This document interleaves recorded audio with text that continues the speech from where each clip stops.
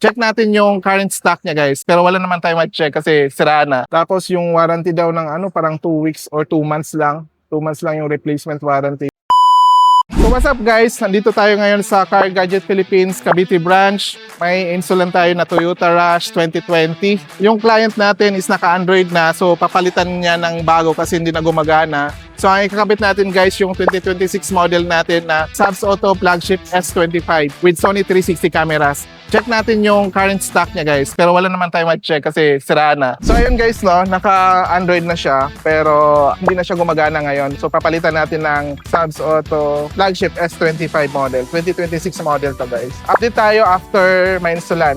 So ito pala yung 2026 model natin guys, no. So as you can see guys, hindi siya plastic. Katulad nung papalitan natin, naka-plastic lang. Naka-aluminum body siya guys.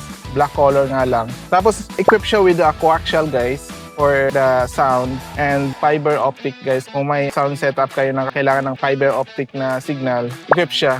Yan. So may fiber optic, may coaxial siya. Tapos naka-built-in na din guys yung 360 module nito. Compatible siya sa Sony 360. So mamaya guys, pag na-install na to, check natin yung quality ng camera, check natin yung response, paano mag-respond yung head unit natin. At saka guys, ang warranty nito guys, up to 2 years. 2 years guys ha, pero ang catch doon is the replacement. Hanggang replacement tayo, bigla na lang nasira tapos hindi natin ma-resolve, nire-replacean natin guys within 2 years. So kami lang meron yan, 2 years versus sa ibang provider na katulad dito, nasira na, ilang months lang to, 7 months lang. Tapos yung warranty daw ng parang 2 weeks or 2 months lang. 2 months lang yung replacement warranty. So, hindi na siya bumalik doon kasi sira na, hindi na nag-on. Update ko kayo kapag na-install na yung unit. Hello guys, tapos na yung installation natin sa Toyota Rush 2020 with Sabs Auto Flagship S25 with Sony 360 cameras. So, i-check natin guys kung paano siya mag-work and ano yung mga bago sa kanya. Tara guys, sa loob tayo. So, ayan guys, no? Ito yung pinalit sa hindi na gumagana na head unit from other provider. So, pakita natin yung 360. Ayan siya guys. Oh. Medyo madilim lang doon guys. Oh. Linaw pala.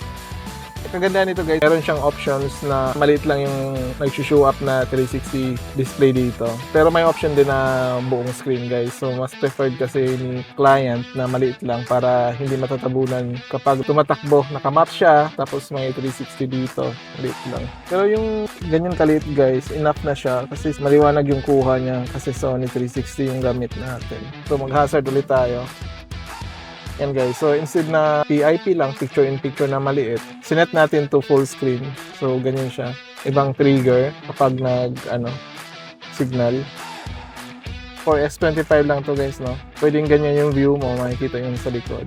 Yan naman yung sa left side. Pero pwede rin siya yung normal na naka-forward. Yan, naka-4 views, split siya. So ito yung top view, front, tapos dalawang side. So pwede mo siyang iset na ganyan. Kapag nag-reverse, yan guys, 4 view din.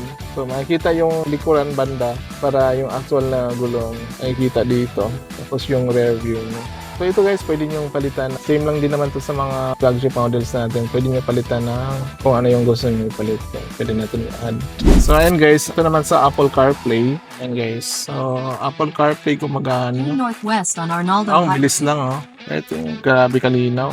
Linaw, no? Ang specs nito is 4GB RAM, 64GB ROM, octa-core, 7865, 2.2 GHz guys. Android 14 version. Google certified din to. So lahat ng app pwede nyo i-download dito.